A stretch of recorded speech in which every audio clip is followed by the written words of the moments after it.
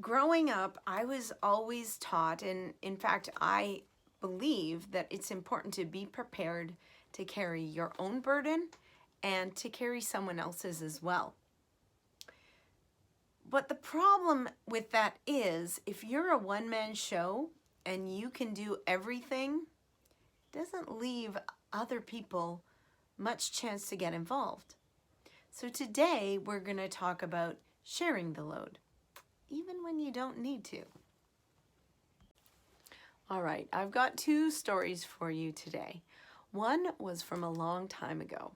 Now at this time, I was in charge of creating summer programs for my community that would help latchkey kids have something to do during the summer while their parents were working. And that would be productive and fun, and they could learn something in my local community. And I had gotten some grants where I could hire some younger teenagers to help me in this endeavor. And that's exactly what I did. The problem was they were younger and less experienced, and they didn't quite do things the way I would have done them. And I really struggled at first to go behind them and fix what they had done. And at some point, it clicked in my head that I know it's for, the kids we're trying to help, but this is their learning experience too. And if I fix it for them, they're not going to learn very much.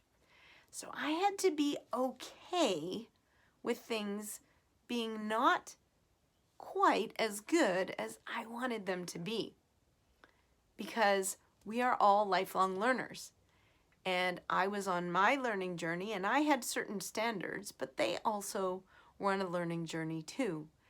And it was okay for me to give them feedback, but to fix it behind them without them knowing wasn't the way to go. And I realized that very quickly. Now, the second story I'd like to share with you is about something recently.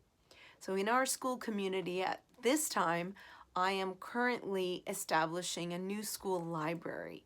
So I have been cataloging and shelving and putting labels on books and all kinds of things to prepare our learners to have their own library and improve their literacy, basically.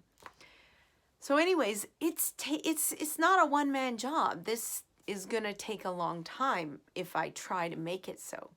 So I decided I would invite some students to come and help me. Now what I had done is I had cataloged a number of sections of books and I had left some work undone.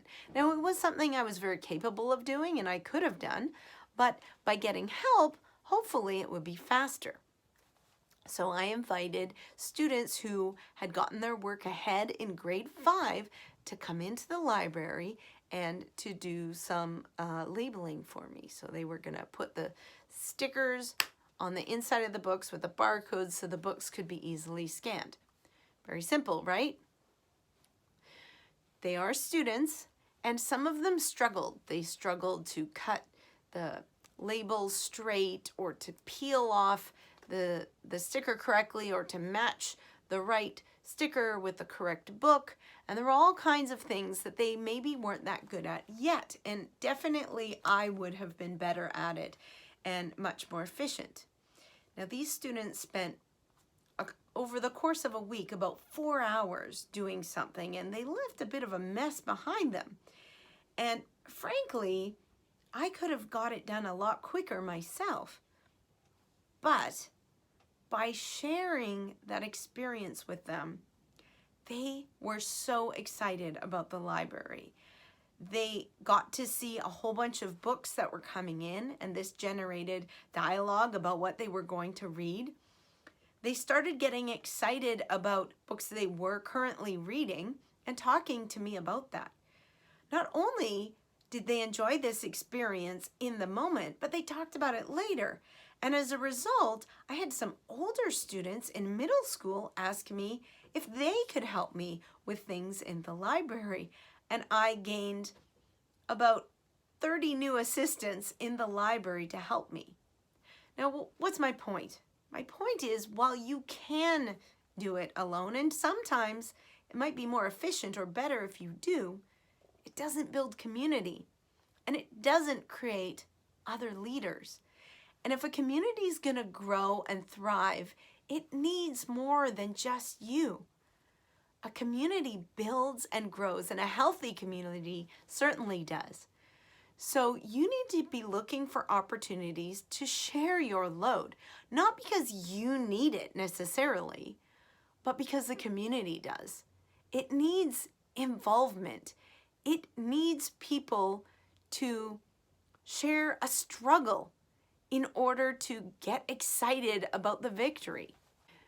Next module, we are going to be talking about sharing in a community and how it's important for your legacy. But today we're talking about sharing the load. So let's talk about your action, your homework, and how are you going to share the load in your community. I want you to look for someone in your community who you don't normally ask for help. And I want you to do just that. Ask them for help with something.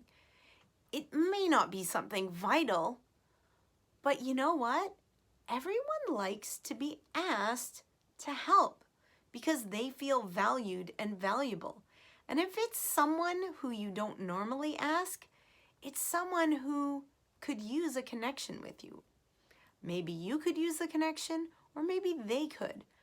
But any connection, any deepening of a relationship is always positive in a community. So think of someone who you don't normally ask for help and find something you think you could use help on and just get them to do it.